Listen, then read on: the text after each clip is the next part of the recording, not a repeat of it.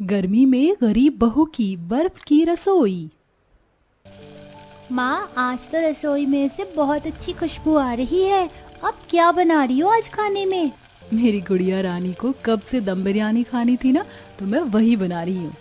माँ, अब तो आपको यहाँ बिल्कुल भी गर्मी नहीं लगती है ना? मेरा आने वाला भाई बहुत खुश होगा ना? हाँ बेटा, वो भी बहुत खुश है। इस बर्फ की रसोई में तो गर्मी उड़न छू हो जाती है। मुझे ऐसा लगता है बर्फ की रसोई में नहीं बल्कि बर्फ की पहाड़ियों के बीच में आ गई हूँ। ना पसीना आता है, ना गर्मी से दाने निकलते और ना गर्मी से चक्कर आते हैं। माँ, फिर तो आप मेरे लिए खीर भी बना सकती हो ना? मेरी मुन्नी को खीर खाना है? ठीक है, पहले मैं दम बिरयानी बना देती हूँ, फिर मैं तुम्हारे लिए खीर भी बनाऊंगी। जहाँ दुनिया भर में हर कोई अपनी ईंट पत्थर लकड़ी की रसोई मिट्टी की रसोई यहाँ तक कि कुछ अमीर लोग शीशे की रसोई में खाना बना रहे थे, तो वहीं संगीता अपनी बर्फ की रसोई में इस भयानक गर्मी में बिना पसीना बहाए और खुश होकर सबके लिए खाना बना रही थी। आखिरकार ये किस तरह की बर्फ की रसोई थी जो गर्मी में भी नहीं पिघल रही थी, और किस तरह संगीता ने इस बर्फ की रसोई को बनाने का क्या राज था? इस बर्फ की रसोई के पीछे का रहस्य जानने के लिए कहानी में थोड़ा पीछे चलते हैं। सुबह से दिल घबरा रहा है, बेचैनी हो रही है, ऊपर से ये रसोई की गर्मी से कहीं चक्कर खाकर ही बेहोश ना हो जाऊं। अरे बहू, कितनी बार कहा है तुझे कि खिड़की खोलकर खाना बनाया कर। तूने खिड़की भी बंद कर रखी है। अब भपका तो होगा ना रसोई में।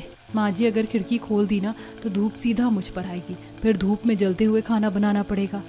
इतने पैसे भी नहीं हो पा रहे हैं कि एक टेबल फैन लाकर तेरे लिए रसोई में रख दूं। बता, ऐसी हालत में गर्मी में मेरी बहू खाना बना रही है। बहू, तू घर के बाकी काम देख लिया कर, मैं खाना बना दूंगी। माँ जी, मेरा ख्याल रखने के चक्कर में आप अपनी सेहत क्यों भूल जाती हैं? आपको याद नहीं कि आपको हाई ब्लड प्रेशर की प्रॉब्लम है? जरा भी गर्मी लगेगी तो आपका बीपी हाई हो जाता है। लेकिन बहू, तू भी तो पेट से है, जरा अपना तो देख। संगीता का परिवार काफी छोटे घर में रहता था। उनके घर में छोटी उनकी रसोई थी और छोटी सी रसोई में संगीता को गर्मी से परेशान होकर कई घंटे तक खाना बनाना पड़ता था। ऊपर से गर्भवती होने की वजह से तो कभी कभी संगीता रसोई में बेहोश हो जाती थी। हे भगवान, संगीता बहू, क्या हुआ तुझे? उठना। बहू को क्या हुआ? अब मैं क्या करूं? अनुराग, जल्दी से आ देख, संगीता बहू को क्या हो गया?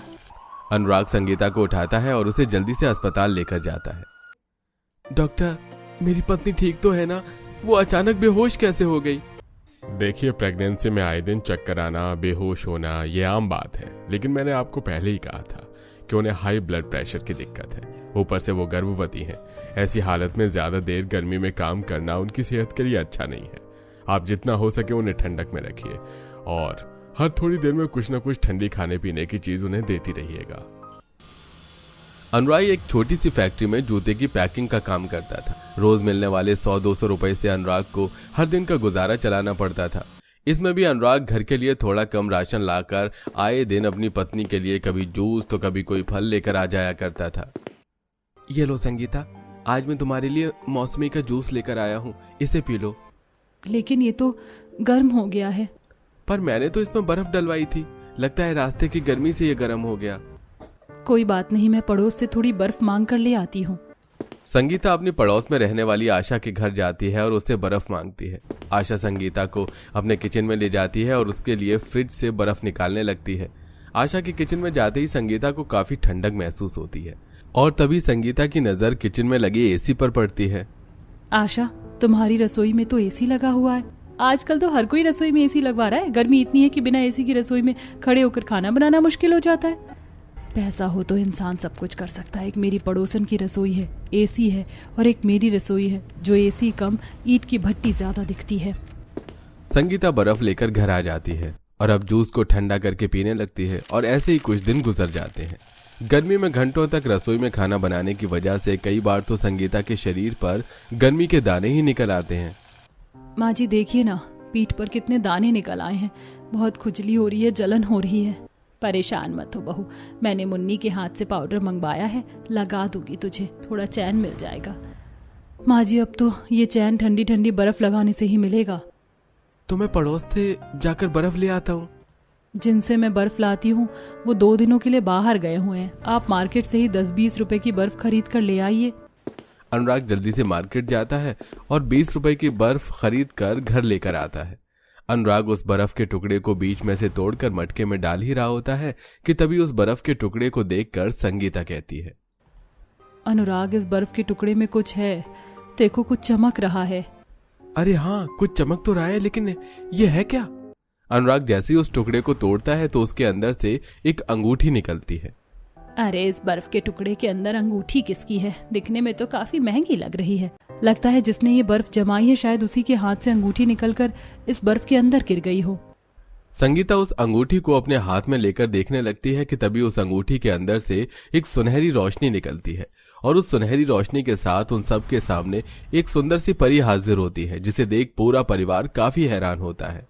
माँ जी, ये सच में एक परी है या मैं कोई सपना देख रही हूँ? अगर ये सपना है तो तेरा मेरा सपना एक जैसा कैसे हो सकता है? आप लोग कोई सपना नहीं देख रहे, मैं सच में एक परी हूँ। मेरा नाम पंक्ति है। आज से तकरीबन 100 साल पहले मुझे एक जादूगर ने इस अंगूठी में कैद कर पानी में फेंक दिया था। मैं 100 साल से इस नदी में अंगूठी के अंदर फंसी हुई थी और आज आखिरकार मुझे आप लोगों ने इस अंगूठी से बाहर निकाल दिया। बताइए, मैं आपकी क्या मदद कर सकती हूँ? आप लोगों ने मुझे एक नया जीवन दान दिया है। आप सच में परी हो, इसका मतलब आप कुछ भी कर सकती हो? हाँ बेटा, मैं कुछ भी कर सकती हूँ। बताओ तुम्हें क्या चाहिए? खेल, खिलौने, मिठाई या कुछ और? मेरी माँ इतनी गर्मी में रोज खाना बनाती है, उन्हें बहुत गर्मी लगती है। पता है, उनके अंदर मेरा छोटा भाई भी है। आप कुछ ऐसा करो ना कि उन्हें गर्मी ना लगे। मुन्नी के इतना बोलते ही वो परी अपने जादू की छड़ी घुमाती है और जिस अंगूठी से वो परी निकली थी उस अंगूठी पर जादू करती है और संगीता को देते हुए कहती है, ये लो, अब ये एक जादुई अंगूठी बन चुकी है। तुम जब चाहे इस अंगूठी पर अपना हाथ रगड़कर इसके अंदर से बर्फ निकाल सकती हो और ये कोई ऐसी वैसी बर्फ नहीं होगी बल्कि एक जादुई बर्फ होगी। ऊपर से इस बर्फ से तुम जो चाहे वो बना सकती हो। अपने लिए बर्फ की रसोई भी बना सकती हो। क्या कहा आपने? बर्फ की रसोई? हाँ, बर्फ की रसोई। ये कहते ही वो परी गायब हो जाती है, जिसके बाद अब संगीता जैसी उस अंगूठी पर अपना हाथ रगड़ती है तो उसके अंदर से ढेर सारे बड़े बड़े बर्फ के टुकड़े निकलने लगते हैं।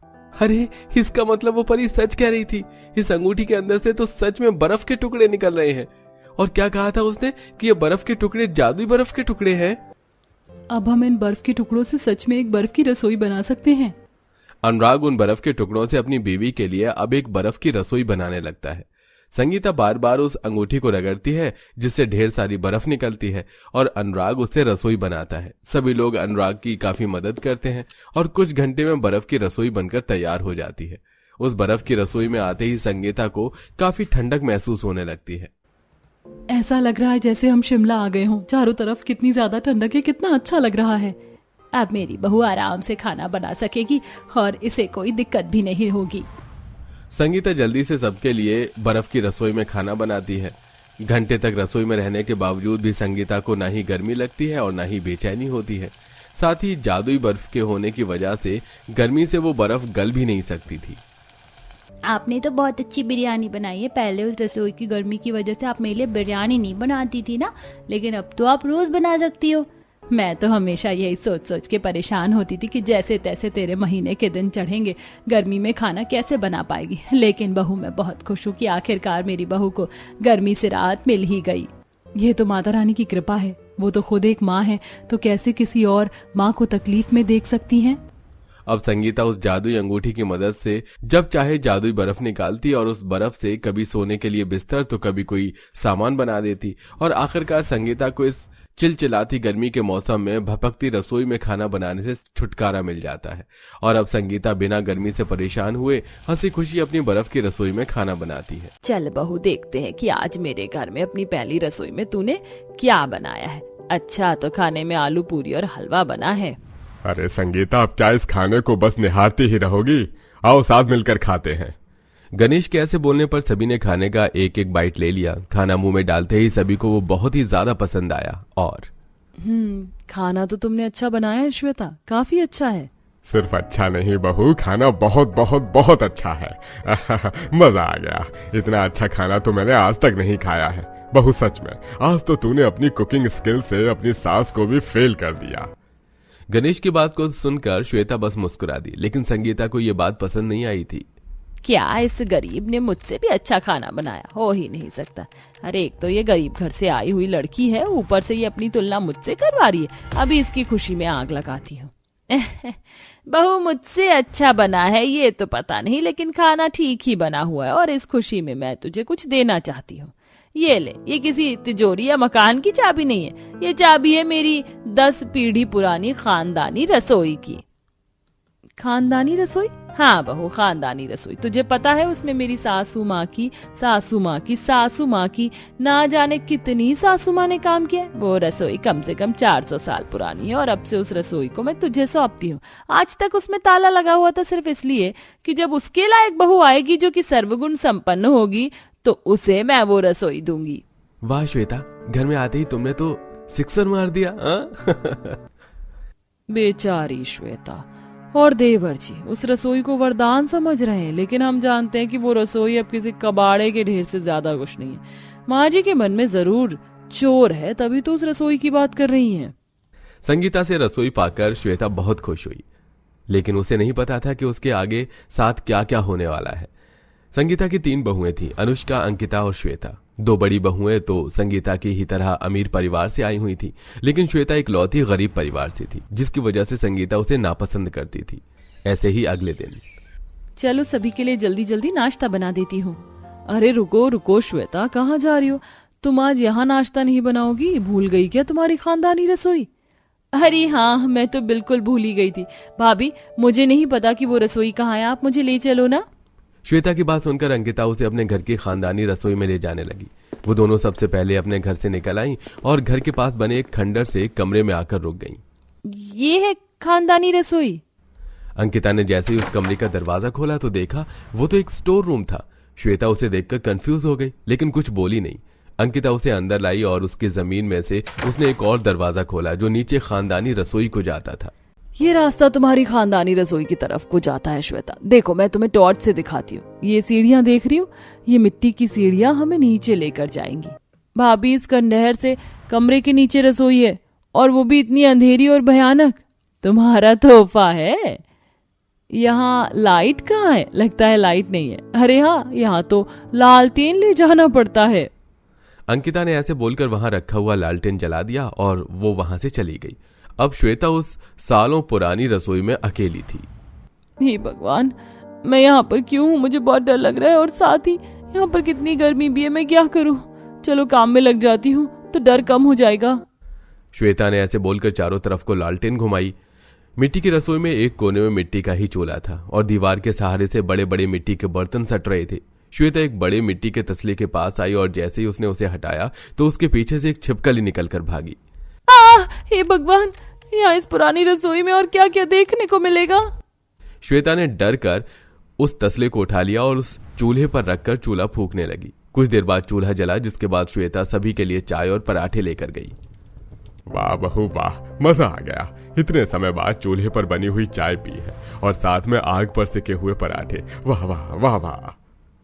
गणेश ऐसे ही खुश होने लगा। श्वेता की तारीफें सुनकर संगीता फिर से जल भुन गई, इसलिए वो श्वेता से बोली, श्वेता बहू बहुत अच्छे, सभी को तेरा खाना इतना पसंद आया तो अब से तू एक काम करना, रोजाना अब तू ही रसोई में खाना बनाना। रोजाना उसी डरावनी रसोई में खाना बनाने को सुनकर श्वेता डर गई, लेकिन कुछ बोली नहीं। ऐसे ही अगले दिन, हे भगवान, कितनी डरावनी जगह है। यहाँ ऐसे में रोजाना खाना नहीं बना सकती हूँ।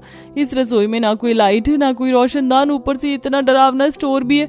मेरी तो यहाँ आने में ही जान निकल जाती है। जल्दी जल्दी से मैं खाना बना देती हूँ, फिर यहाँ से भाग जाऊंगी। श्वेता ऐसे बोलकर चूल्हा फूंकने को बैठ गई। काफी देर के बाद लकड़ियां जली, लेकिन उनमें से बहुत ज्यादा धुआं निकलने लगा, जिसकी वजह से वो धुआं रसोई में भर गया। कितना धुआं है यहाँ, ये तो आसानी से निकलेगा भी नहीं। अब तो लगता है मुझे ऐसे ही काम करना पड़ेगा। श्वेता ने ऐसे बोलकर वहीं धुएं में ही खाना बनाना शुरू किया, लेकिन कुछ भी सही से न दिख पाने की वजह से उसका खाना जलने लगा। ऊपर से वहां घुमस इतनी हो गई थी कि श्वेता सिर से पांव तक पसीने में नहा गई। एक तरफ वो इतनी परेशानी में काम कर रही थी तो वहीं दूसरी तरफ, अंकिता, एसी की पावर को थोड़ा सा और बढ़ा दो। यहाँ किचन में तो फुल पावर पर चलता हुआ एसी ही काम करता है। ठीक है। वैसे अनुष्का भाभी, मैं तो बेचारी श्वेता के बारे में सोच रही हूँ। माँ जी ने उसे अच्छा फंसा दिया। दोनों बहुएं ऐसे ही श्वेता की बातें करने लगीं और अपने लिए पिज्जा बनाने लगीं। तो वहीं दूसरी तरफ श्वेता ने किसी तरह खाना बनाया और वो उसे टेबल पर लेकर आई। जब सभी खाना खाने आए तब रेड़ लगा दी सारे खाने की। तो ये खाना जला हुआ क्यों है? हाँ बहू, आज का खाना तो लग ही नहीं रहा है कि तूने ही बनाया है। माँ जी बाबा, वो रसोई अब ऐसा नहीं है जो उसमें खाना बन पाए। दिन के वक्त भी वहाँ गुप अंधेरा रहता है और दूसरा वहाँ धुआं निकलने की भी जगह नहीं है जिससे मुझे दिखाई नहीं दिया कि मैं क्या और कैसे बना रही हूँ। 4 दिन आए नहीं हुए ससुराल और जबान देखो कैसे कैंची की तरह चला रही है। ये नहीं कि गरीब परिवार से आई है तो जरा दब कर रहे। मेरी रसोई की बुराई ना करना। तुझे मैंने वो सौंपी है तो किसी वजह से दी है। वहाँ सारी सुविधाएं और तू वहीं काम करेगी। संगीता ने श्वेता की एक नहीं सुनी और उल्टा उसे ही बातें सुना दी। अंत में यह हुआ कि श्वेता ही हार गई और उसी खानदानी रसोई में अपने कामों को करने लगी। ऐसे ही सिलसिला जारी रहा। बेचारी श्वेता किसी तरह परेशान होते हुए भी उसी रसोई में गुजारा करती थी। ऐसे ही सब चल रहा था कि आज के दिन ऐसा क्यों लग रहा है जैसे कि जमीन हिल रही हो? अरे नहीं, लगता है भूकंप आ रहा है। अभी श्वेता खाना बना ही रही थी कि तभी उसे जोर जोर से भूकंप के झटके लगने लगे। भूकंप काफी तेज था जिसकी वजह से घबराकर श्वेता ने वहीं से एक बड़ा सा तसला अपने बचाव को सिर पर रख लिया। बचाओ बचाओ, कोई है, बचाओ। श्वेता ने सभी को काफी आवाज लगाई लेकिन किसी ने उसकी एक नहीं सुनी। भूकंप के 2-4 झटके तेजी से लगे जिसकी वजह से पुरानी खानदानी रसोई की ऊपर जाने वाली सीढ़ियां ही टूट गई और साथ थोड़ी बहुत जगह से छत भी गिर गई जिसमें श्वेता फंस गई। कुछ देर बाद भूकंप शांत हुआ और हे भगवान, कितने तेज झटके थे। मुझे तो डर लग रहा है कि कहीं ये जमीन ही ना फट जाए। सही कहा। अरे माँ जी, श्वेता वो तो वहां रसोई में थी। जैसे ही सभी को श्वेता का ध्यान आया तो वो लोग तेजी से भागे। स्टोर रूम से उन्होंने झांक कर देखा तो नीचे की हालत खराब थी। सीढ़ियां टूट चुकी थी और ऐसे में नीचे टूट फूट ही दिखाई दे रही थी। घबराकर संगीता ने श्वेता को आवाज लगाई। श्वेता बहू जी। माँ जी मुझे निकाल लो, मुझे डर लग रहा है। ये भगवान, श्वेता दब गई है। बहू जल्दी से राम और अपने ससुर जी को फोन मिलाओ। संगीता के बोलने पर अंकिता और अनुष्का ने राम और गणेश को फोन मिलाया जो अपने साथ टीम और पुलिस लेकर आई। किसी तरह क्रेन वगैरह की मदद से श्वेता को निकाला गया। श्वेता की हालत खराब थी। निकलते ही उसे कमरे में पहुंचाया गया और पुलिस घर वालों से बोली, अरे आप लोग तो इतने अमीर लोग हो, फिर भी आपने अपनी बहू को इस इतनी पुरानी रसोई में क्यों भेजा हुआ था? देखिए, बेहतर रहेगा कि आप अपने पुरखों की इस जगह को बंद रखें क्योंकि इन जगहों पर जहरीले कीड़े मकोड़े और भी बहुत सी चीजों का खतरा होता है। समझ गए ना आप लोग? हाँ जी, समझ गए। अब सभी घर वालों को एहसास हो रहा था कि श्वेता सभी की खातिर मुंह से ले कितनी खतरनाक जगह पर खाना बनाती थी। इस सब के बाद अब संगीता की भी सारी शिकायतें श्वेता से खत्म हो गई थीं। जब श्वेता कुछ सही सी हुई तो संगीता ने उससे खानदानी रसोई में जाने को मना कर दिया। अब श्वेता अपने घर की मॉडर्न रसोई में ही काम करती थी और अब सभी मिलजुल कर खुशी खुशी रहते थे।